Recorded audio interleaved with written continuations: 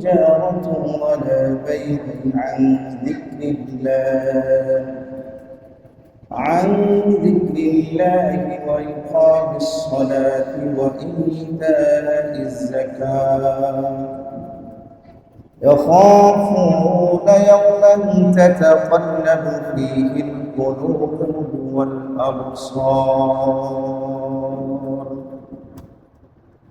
وفي رواية عن عبد الله بن عمر رضي الله تعالى عنه أن رسول الله صلى الله عليه وسلم قال: صلاة الجماعة تفضل صلاة الفجر ب27 درجة، أو كما قال عليه الصلاة والسلام.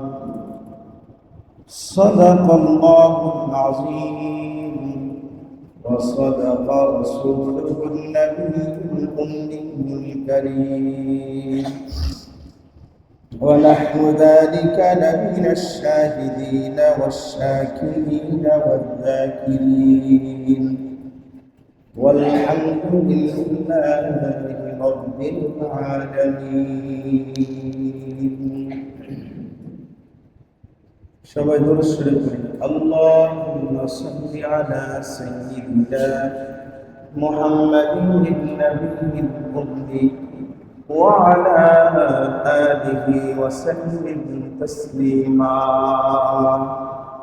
সুবহানাকা লা ইলমা লানা ইল্লা মা 'allamtana ইন্নাকা আনতাল আলিমুল হাকীম।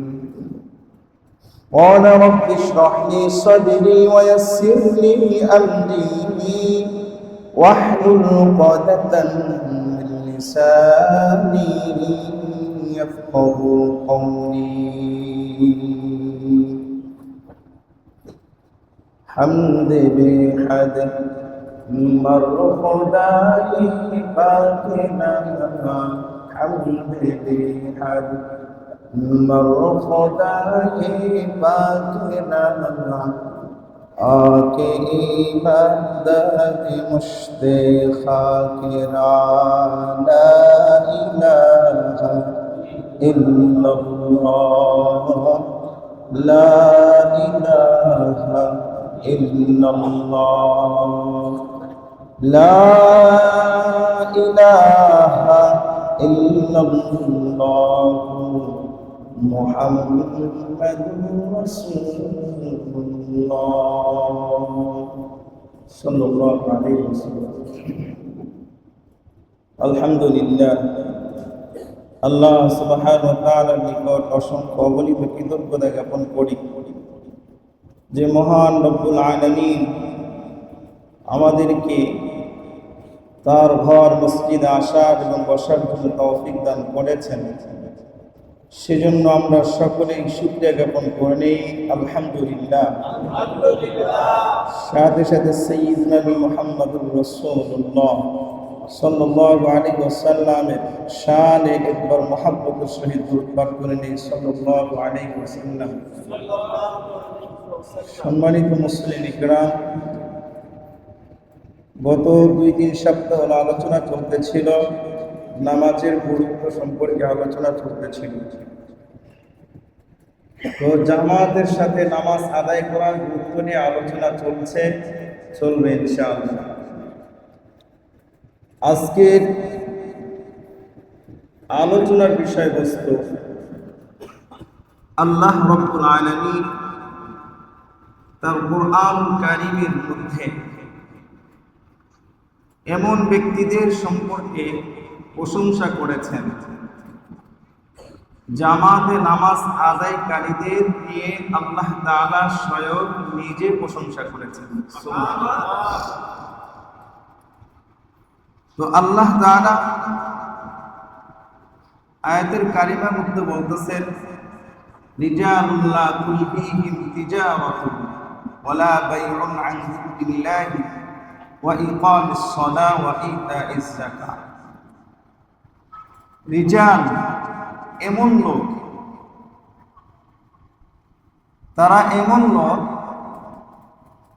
আল্লাহ তাআলা এমন ব্যক্তিদের সম্পর্কে প্রশংসা করেছেন যাদের ব্যবসা বাণিজ্য, যা কেনাকাটা বলেন, ক্রয় বিক্রয় যা কিছু আছে, তিজারাতুন ব্যবসা বাণিজ্য, বাইউন ক্রয় বিক্রয়, তারা এমন লোক যাদেরকে এই ব্যবসা বাণিজ্য ক্রয় বিক্রয়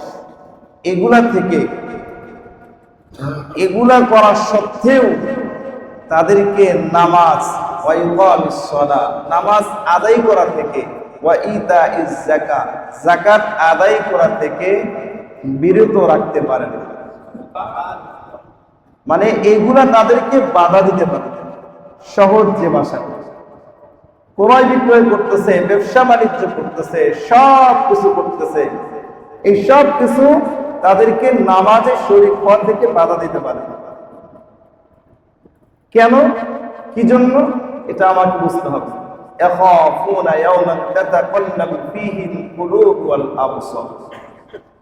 তারা ভয় করে ওই দিন বলতে কিয়ামত দিবস সম্পর্কে তারা ভয় করে, যেদিন তাদের অন্তরসমূহ এবং তাদের এই দৃষ্টিসমূহ উল্টে যাবে, তাদেরকে পাল্টে যাবে।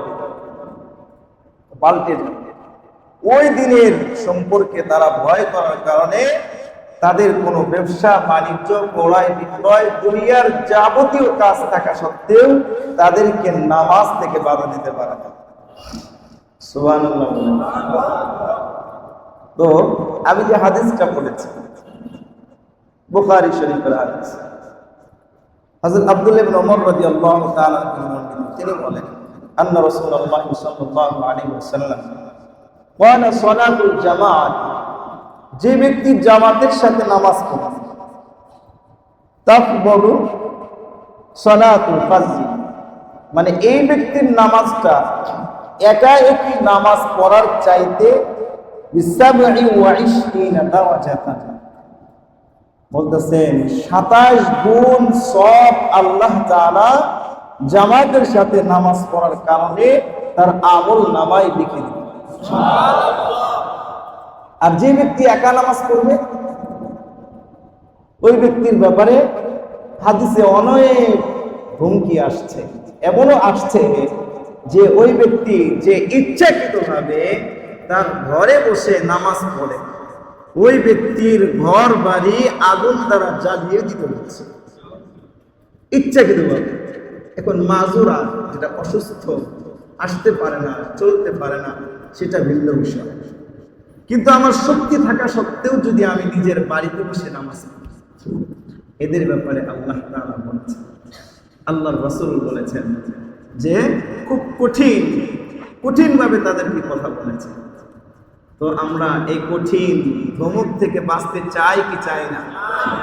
যদি চাই তাহলে আমাদের জামাতে নামাজ পড়া দরকার আছে কি নাই? তো রাসূল আকরাম সাল্লাল্লাহু আলাইহি ওয়াসাল্লাম যারা এই নামাজ জামাতের সাথে আদায় করবে, এদের ব্যাপারে আল্লাহর রাসূল সাল্লাল্লাহু আলাইহি ওয়াসাল্লাম বলেছেন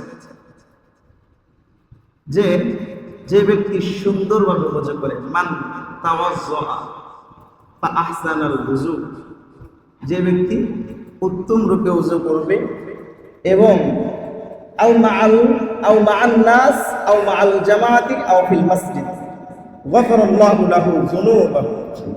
আল্লাহর রাসূল বলেন ওই ব্যক্তির সুম্মা ইদা মাশা ইলা সলাতিল মাকতুবা ফাসাল্লাহা, পূর্বে শব্দটা বাদ দিয়েছিলেন।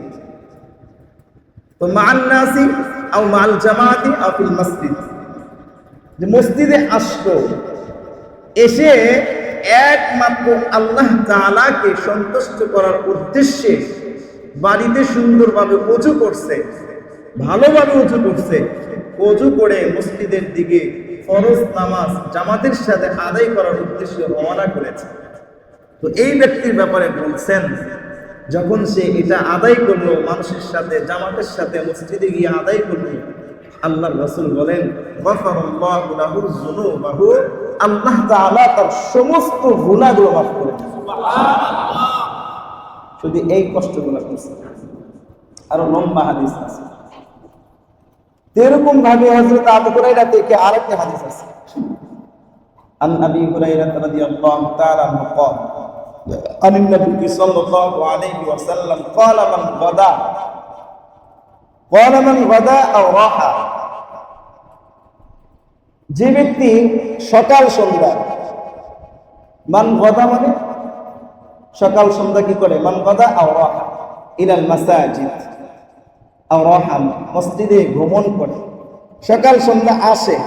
ক্বালা মান গদা ইলাল মাসজিদি ওয়া রাহা, যে ব্যক্তি সকাল সন্ধ্যা মসজিদে আসবে, ভ্রমণ করবে, যাওয়া আসা করবে, ওই ব্যক্তির ব্যাপারে আল্লাহর রাসূল বলেন আ'আদ্দাল্লাহু লাহু নুজুলাহু মিনাল জান্নাহ, জান্নাতের মধ্যে আল্লাহ তাআলা তার জন্য সকাল বিকাল কুল্লামা বাদা আও রাহা, সকাল সন্ধ্যা একটা বিশেষ আপ্যায়নের ব্যবস্থা করেন।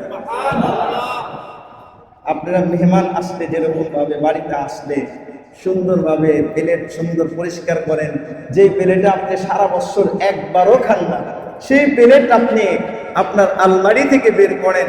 যে গ্লাসে আপনি সারা বছর একদিন পানি খান না, সেই গ্লাসটা বের করে আপনি ওই মেহমানের জন্য আপনি বের করে কি করেন, তার জন্য। কেন, কি জন্য? তিনি আসতেছেন, দীর্ঘদিন পরে আসতেছেন, তাকে একটু সুন্দর ব্যবস্থা করতে হবে। কথা বলেন ঠিক কিনা? তো ঠিক তেমনি ভাবে আমার আল্লাহর হুকুম মানার জন্য যারা এই মসজিদে আসবে যাবে, পাঁচ ওয়াক্ত নামাজে আসবে যাবে, সকাল সন্ধ্যা ওই ব্যক্তির জন্য আল্লাহ তাআলা প্রতিদিন জান্নাতের মধ্যে তার জন্য আপ্যায়নের ব্যবস্থা করে রাখবেন। তাহলে আমরা এগুলা খেতে রাজি তো ইনশাআল্লাহ? ভাই হুজুর, খাওয়ার জন্য রাজি আছি, আমল করার জন্য রাজি না, কি বলেন ঠিক কিনা? আমল করতে গেলেই তো খুব কষ্ট হয়, আমল করতে গেলেই আমাদের খুব কষ্ট হয়, এটা করতে হবে।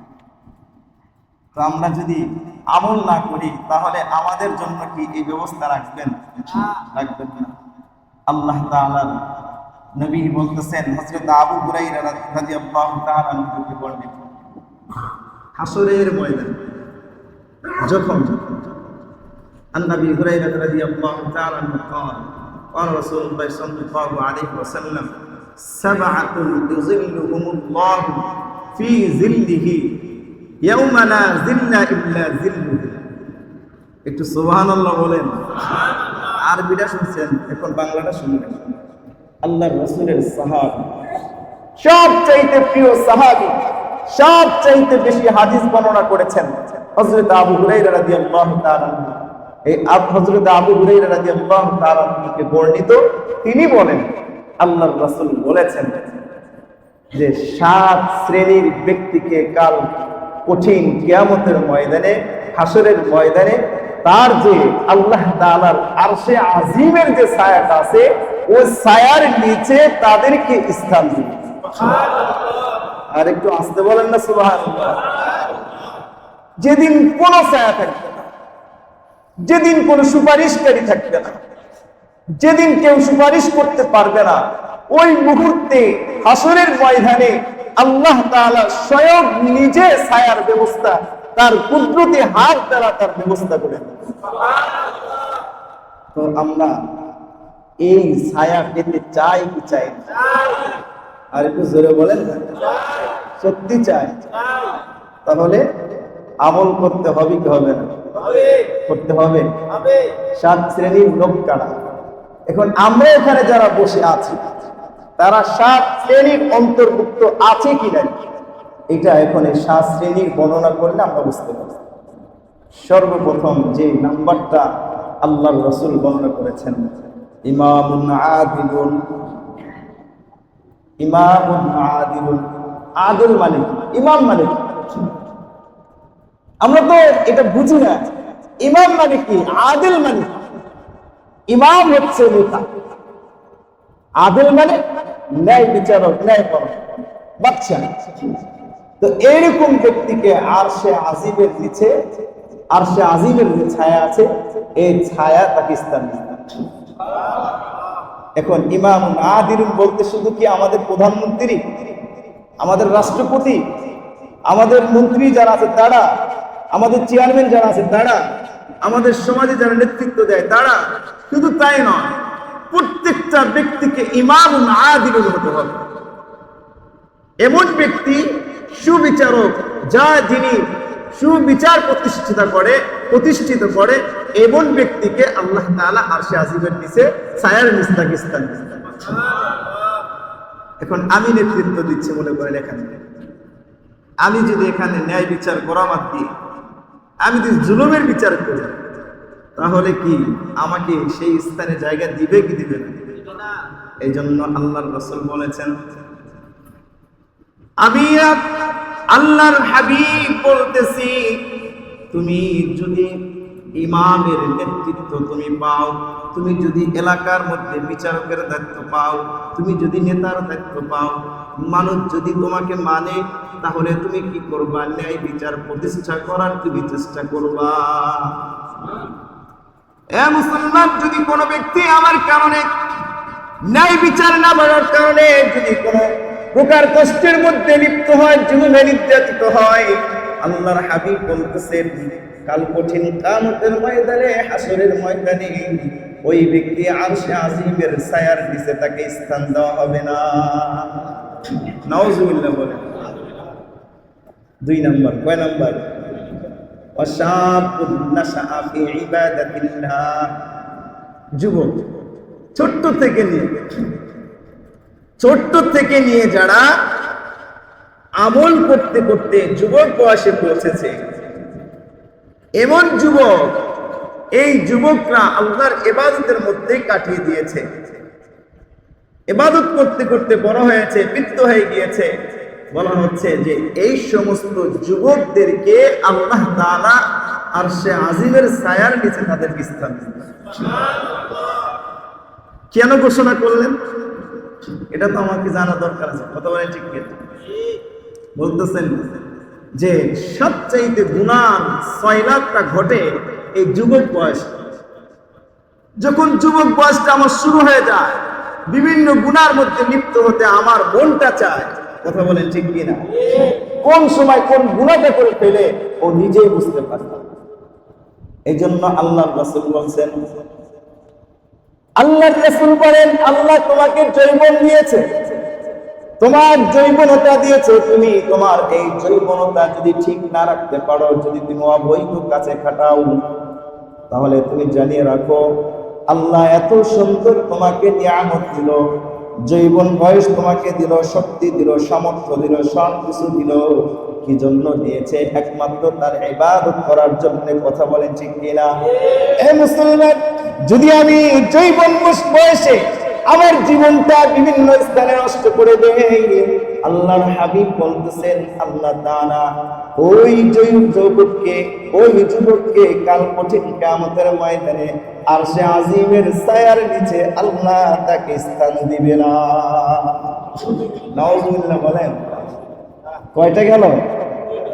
2টা। এরপরে বলতেছেন অরাজুলুন কলবুহু মুআল্লাকুন ফিল মাসাজিদ, এমন ব্যক্তি যার অন্তরটা, যার কলবটা কি হয়?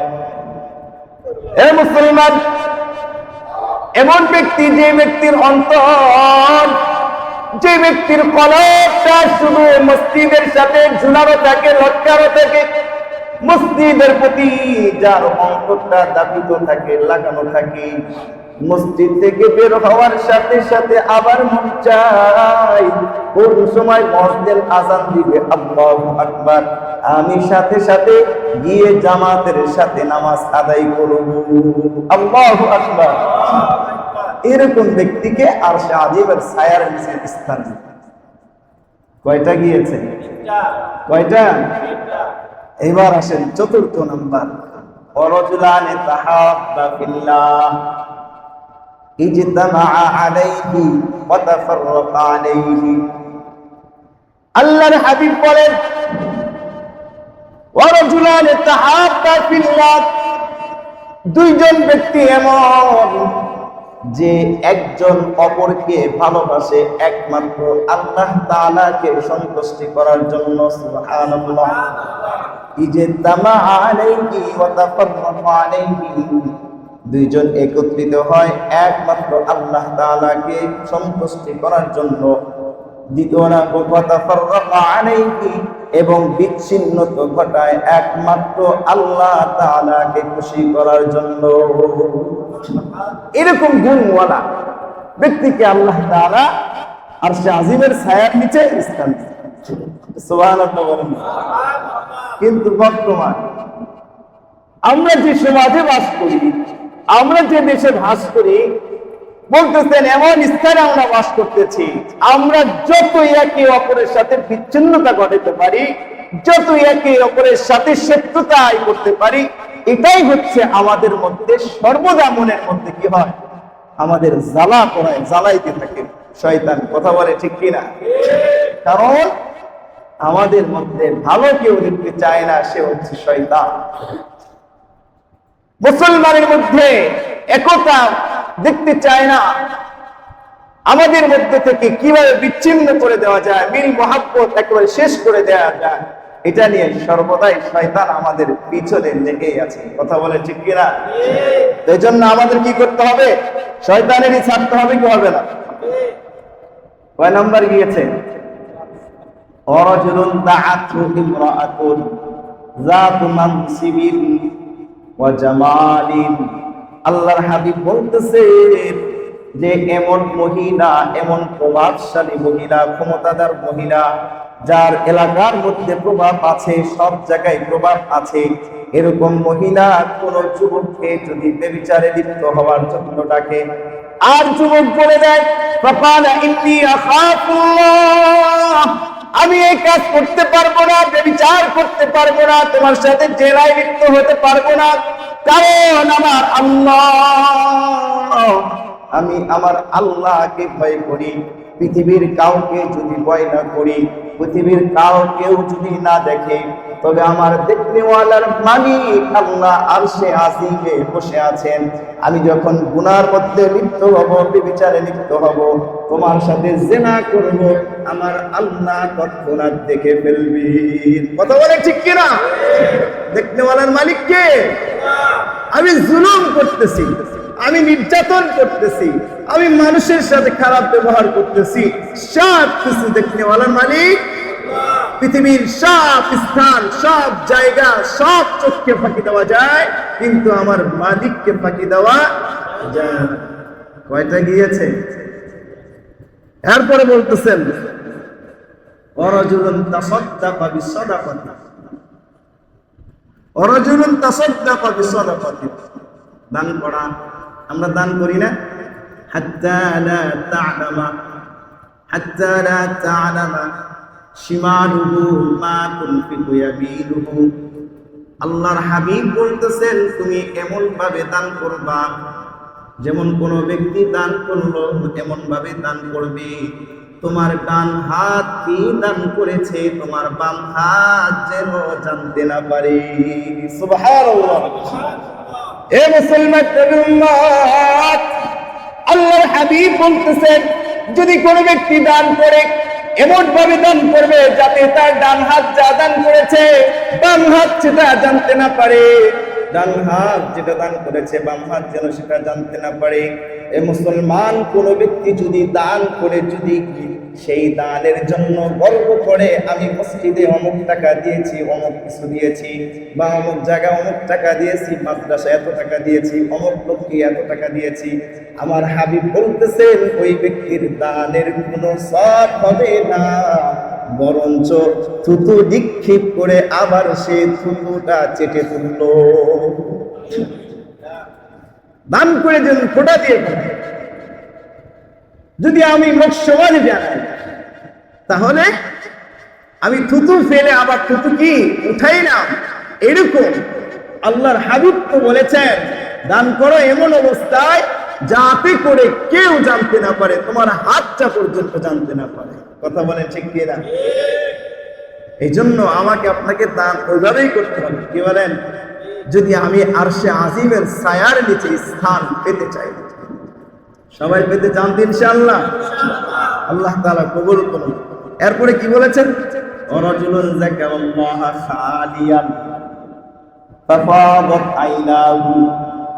আল্লাহর হাবিব বলতেছেন সপ্তম নাম্বার ব্যক্তিকে, সপ্তম নাম্বার ব্যক্তি হলো ওই ব্যক্তি যে একাকিত্ব অবস্থায় তার মালিককে ডাকে আল্লাহ। সবাই ডাকতেন না?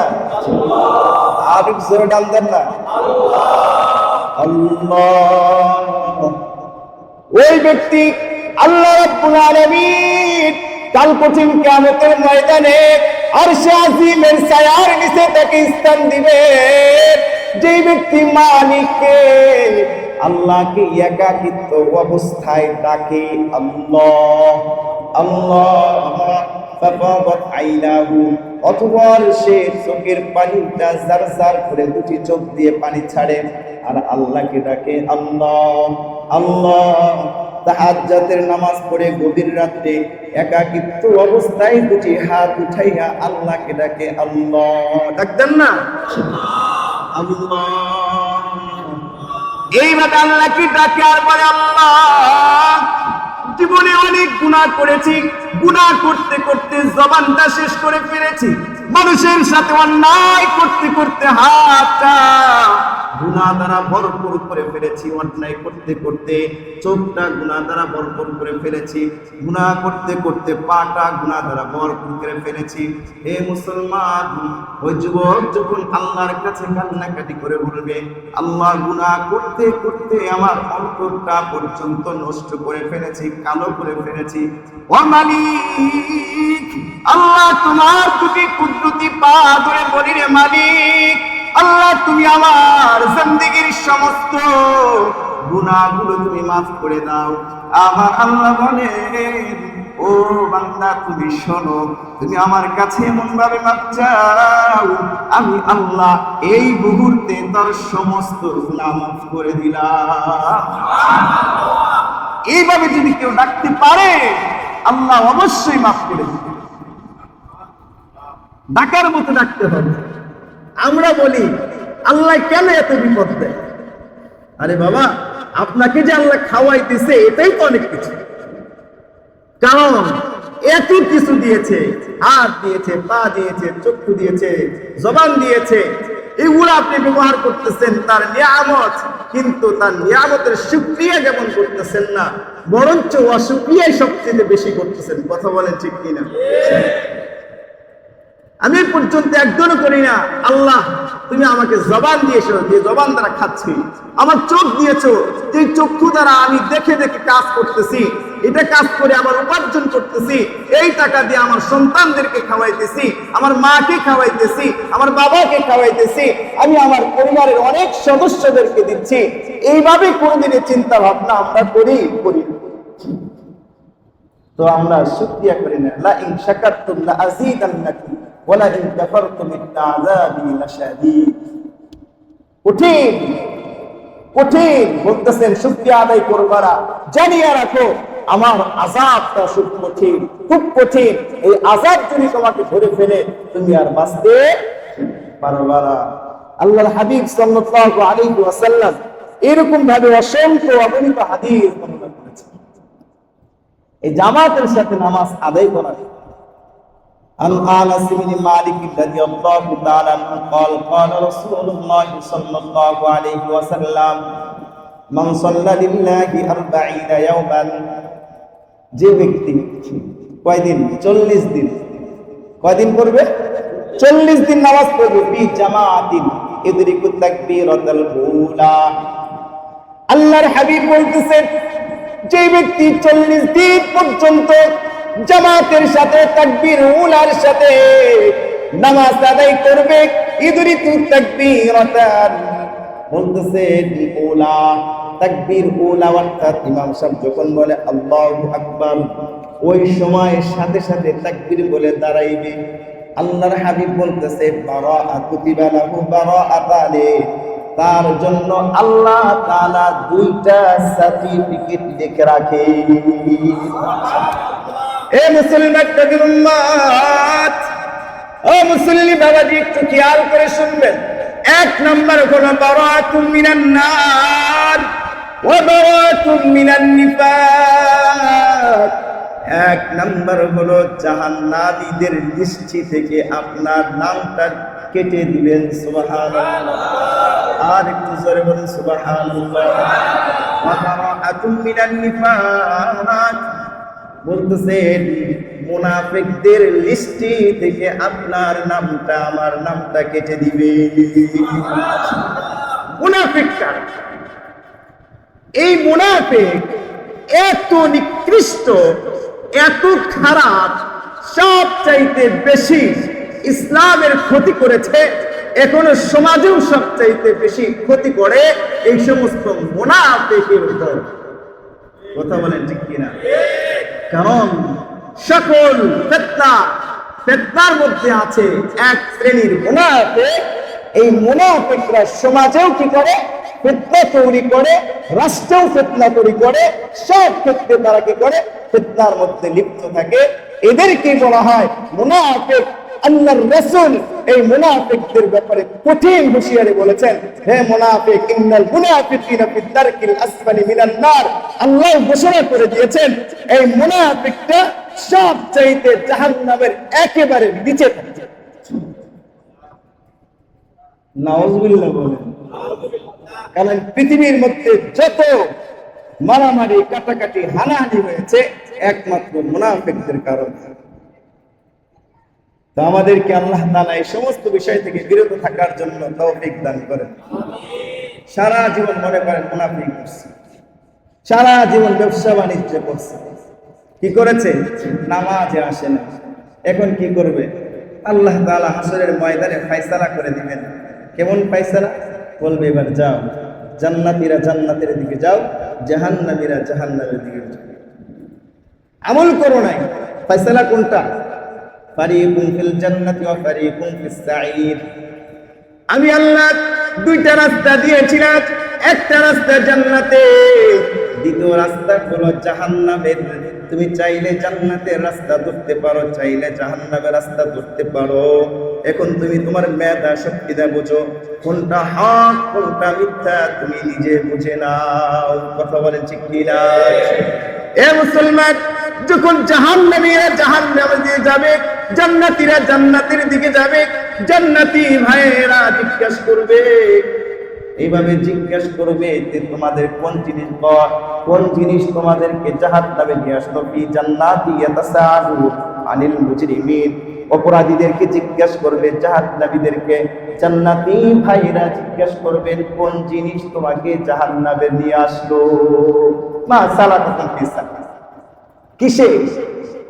এবার জান্নাতি রাজে করে কথা বলবেন, জাহান্নামীরা বলবেন ক্বালু লাম নাকু মিনাল মুসাল্লিন।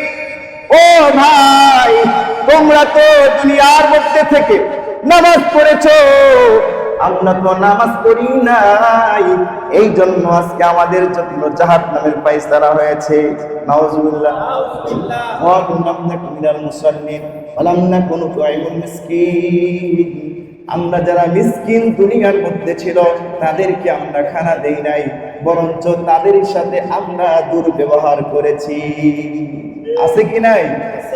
ক্বালু লাম নাকু মিনাল মুসাল্লিন ওয়া লাম নাকু নুতঈমুল মিসকিন ওয়া কুননা নাখুদু মা'আল খায়দিন। আমরা সমালোচনাকারীদের সাথে সমালোচনা করতাম, বুঝতাম না কোনটা সত্য কোনটা মিথ্যা, এটা যাচাই না করে একে অপরের বদনাম করতাম। কি বলেন? এটা সবচেয়ে বেশি হয় কি হয় না? কথা বলা হয় কি হয় না? আমাদের জবান তো আল্লাহ দিয়েছে, চামড়ার মুখ আল্লাহ দিয়েছে, কোন জায়গায় ব্যবহার করবো এটা আমরা বুঝি না। ওয়া কুননা নুকাযযিবু বিয়াউমিদ্দিন। আমরা মিথ্যা বলতাম, দিনকে মিথ্যা প্রতিপন্ন করতাম। আল্লাহ বলেছেন একটা, রাসূল বলেছেন একটা, বরঞ্চ আল্লাহ এবং রাসূলের বিরুদ্ধে কথা বলি। কথা বলেন ঠিক কিনা?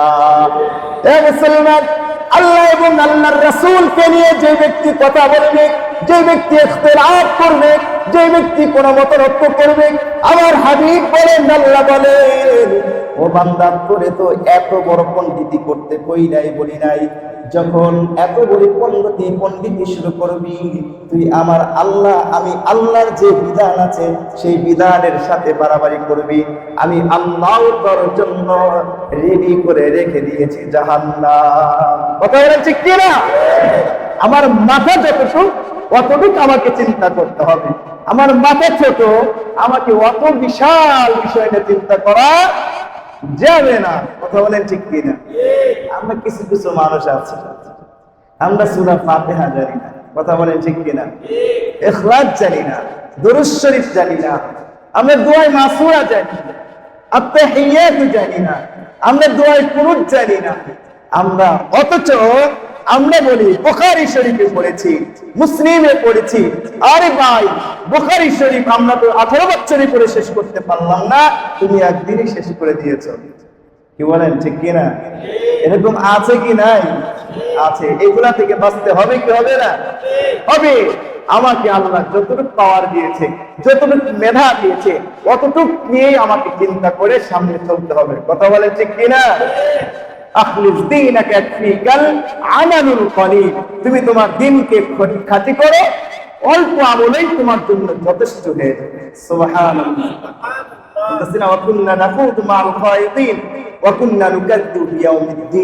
আমি দিনের ব্যাপারে মিথ্যা প্রতিপন্ন করেছি, অবশেষে আমার মৃত্যু হয়ে গিয়েছে, এই জন্য আমাকে জাহান্নামে আসতে হয়েছে। নাউজুবিল্লাহ। তা আমরা সকলে নামাজ পড়বো তো ইনশাআল্লাহ? আর একটু জোরে বলেন, নামাজ পড়বো তো ইনশাআল্লাহ? সবাই জামাতে নামাজ পড়বেন তো ইনশাআল্লাহ? এই আমাদের দেশের মধ্যে এত ফেতনা কেন? এত ফেতনা কেন?